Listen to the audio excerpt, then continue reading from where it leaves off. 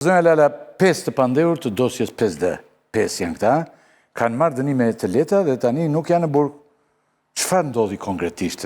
Ja shpjegon popullatës ti? Tani para se shkoj te ky vendimi ditës së sotme i apelit posaçëm kundër korrupsionit dhe krimit të organizuar, unë mendoj që shfryrja e aferës 5D ka nisur shumë më herët, që me lirimin nga arresti në burg në arrest shtëpie për Redi Mollën, ish drejtorin e ujësjellësit në Bashkinë e Tiranës, i cili akuzohet dhe është duke u gjykuar në gjykatën e posaçme për veprën penale të korrupsionit, pastrimit parave dhe fshehjes së pasurisë. Sepse ka dyshime, sipas SPAK, që Redi Molla, bashkëpunim me Mari Glençaton, i cili ka drejtuar IMT-n e Bashkisë së Tiranës, kishin krijuar kompaninë 5D, ka pas disa emra kompania, por në fund fare 5D, dhe këtë kompani e ushqenin me tendera që merrnin nga Bashkia e Tiranës.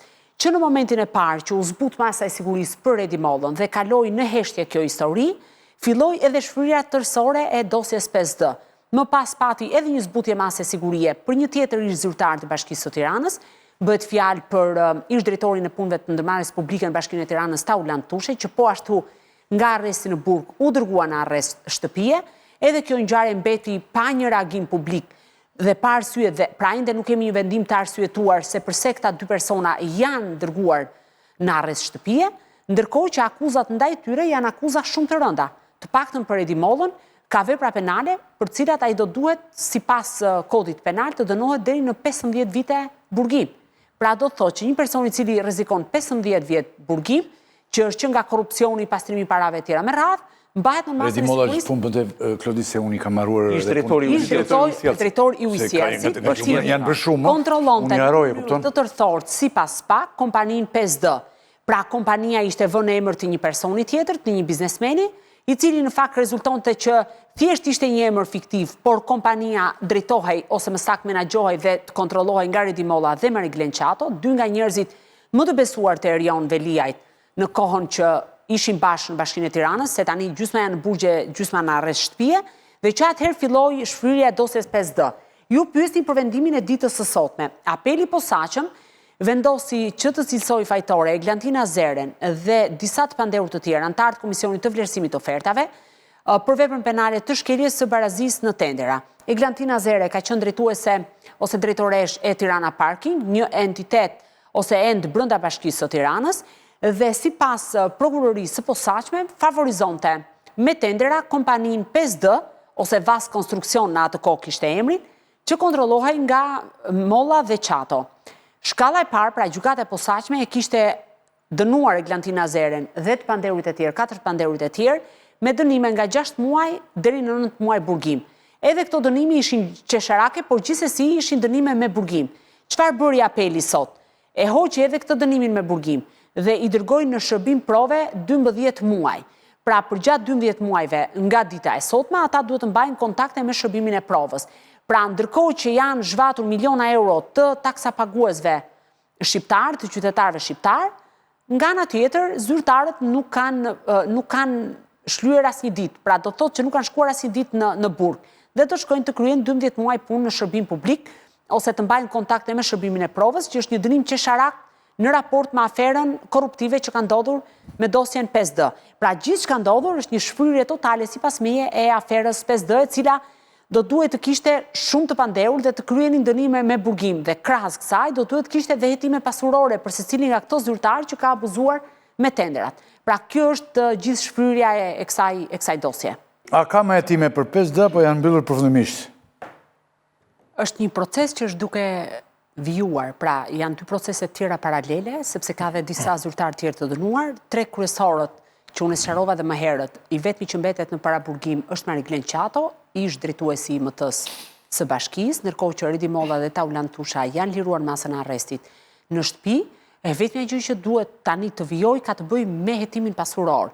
Pra do thotë që SPAK pretendon që këta persona, pra Redi Molla dhe Mari Glençato, kanë kontrolluar kompaninë në mënyrë të tërthort, kanë marrë miliona euro tendera nga tenderat e Bashkisë së Tiranës, pra i kanë marrë nga vendi punës ku ata ishin dhe duhet të funksiononin dhe të ruanin fondet publike dhe të mirë menaxhonin për qytetarët e Tiranës, i kanë marrë dhe i kanë dërguar në xhepat e tyre, dhe faza e dytë, dhe prandaj unë e konsideroj të paplot këtë hetim, është që të gjenden pasurit dhe të shkohet deri tek qindarka e fundit që është marrë qytetarëve shqiptarë. Nëse mbetet tek pjesa vetëm marrim disa dënime me shërbim prove, është thjesht një çështje pastaj që duhet diskutuar dhe mendoj që duhet jetë një këmban alarmi për mënyrën se si funksionojnë më pas gjykatat. Sa i përket fraksioneve, për momentin nuk ka një ndarje zyrtare të një fraksioni konkret për këtë çështje, por disa nga zyrtarët e bashkisë janë duke u hetuar në çështje të tjera që nuk kanë lidhje me PSD-n. Pra çështje që kanë të bëjnë me kontratën e inceneratorit të Tiranës, por që jo domosdoshmërisht me këtë çështje.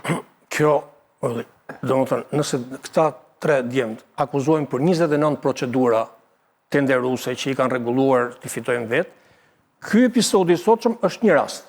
Pra kanë bërë tenderin për parkingun të stadiumit Dinamo. Për këtë rast janë kapur bisedat e drejtoreshës me... Cili ky parkingu që është jashtë? Po, për atë Për këtë bëhet fjalë vetë. Pra, në një episod, këta kanë bashkëpunuar me prestanomen, themit, kompanisë PSD, se si duhet i bote letrat e i gati, kanë komuniku me njëri tjetrin që të fitonin tenderin. Pra skema ishte e qartë. Po i në të popullatës duke si parkim me sa...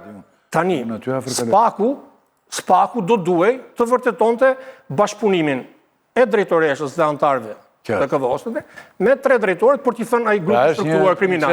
Kanë arrit ta bëjnë atë. Spaku, zoti Tela, për çfarë është gjykatësi paraprak? Se këtë gjë bën gjykatësi paraprak, orienton prokurorin ku nuk ka një hetim gjithë përfshirës për ta kthyer dosjen. Krerion në Velia ka hetim. Pra, ideja është edhe 2 fjalë edhe Bregu. Në momentin që Spaku, prokurori gabon, prandaj është gjykatësi paraprak. Se kjo historia që na e ka fajin ai prokurori, jo mor zotri. Ne paguajmë një gjyqtar i cili kontrollon veprimet e prokurorit. Dhe ai gjyqtari duhet të mbajë përgjegjësinë nëse hetimet nuk kanë shkuar si duhet. Kanë vendosur ta ndajnë me fraksione, pra. Kjo çështje siç ndani inceneratorit me fraksione. Po gjyqtari paraprak ku ishte zotri për ta hetuar, për ta parë këtë gjë dhe për t'ia kërkuar që të bashkohej dosja dhe për të parë të gjithë lidhshmërinë e vendimeve të prokurorit. Se kjo histori është kthyer sport kombëtar prokurorit. Prokurori nuk bën dot asnjë lloj veprimi nëse nuk legjitimohet nga gjykata. Dhe nëse gjykatësi nuk e fut në shina... Teme gjerë dhe kemi shumë, pa diskutim. Po pra, por ama të themi... Por ta marrim një ditë tjetër. Jo më jo, të ngrije gjyqtari, se ka përgjegjësi gjyqtari paraprak, edhe gjyqtari që e vendimin. Dhe nëse prokurori ka shkelur ligjin, nuk i ka hetuar si duhet, i kthej çështja nga e para dhe të mbaj përgjegjësi. Se ka ILD, ka institucione që kontrollojnë prokurorin. Dhe s'mund themi ne që dëgjoj se ai prokurori e ka gabimin, ndërkohë që gjyqtarët dhe ILD-ja në këtë vend që nuk bën asgjë, ke parë të bëjnë ndonjë gjë ILD-ja. Se dhe ata inspektorët e ILD-s dhe kryetari i ILD-s edhe institucioni i ILD-s paguhet nga taksat tona zotri. Ndërkohë që kur vjen puna tek ankesat apo tek shqetësimet që kanë palët në proces, nuk ka asnjë lloj reagimi për këtë çështje. Bregu, shiko, po e trajtojmë rastin sikur sot ndodhi dhe mbaroi përfundoi gjithçka. Ne jemi në kohë, ose më saktë prokuroria është në kohë të kërkojë një hetim për të gjithë të përfshirët në këtë aferë. Unë nuk jam fort dakord që akuza e ngritur është një akuzë që nuk i përshtatet, duhet të rritet. Jo, prokurori duhet ta lisë dhe të kërkonte edhe një hetim pasuror